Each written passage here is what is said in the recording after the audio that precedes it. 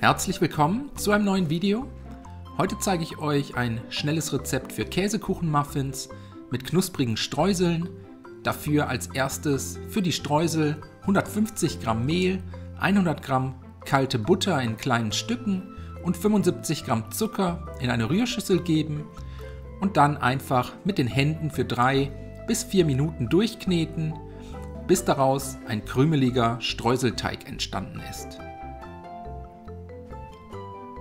Den Streuselteig anschließend kurz zur Seite stellen, als nächstes eine zweite Rührschüssel hernehmen, 500 Gramm Quark in die Schüssel geben, 2 große Eier, 75 Gramm Zucker, 75 Gramm geschmolzene Butter, einen gehäuften Esslöffel Speisestärke sowie etwas Abrieb einer unbehandelten Bio-Zitrone dazugeben und dann alles mit einem Mixer für 1 bis 2 Minuten verrühren, bis sich alle Zutaten gleichmäßig verteilt haben und eine glatte Quarkmasse daraus entstanden ist.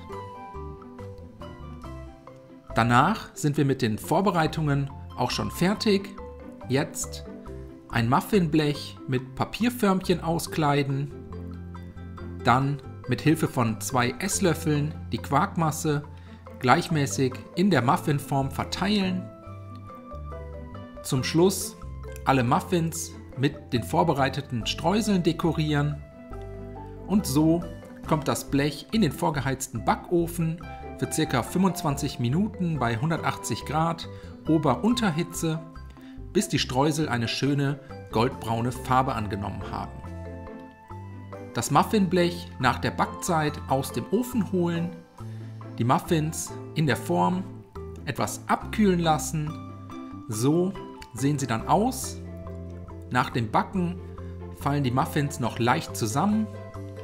Falls da jemand einen Trick kennt, damit das nicht passiert, immer her damit, gerne einfach mal einen Kommentar dalassen. Ansonsten wünsche ich euch viel Spaß beim Nachbacken. Bis zum nächsten Mal.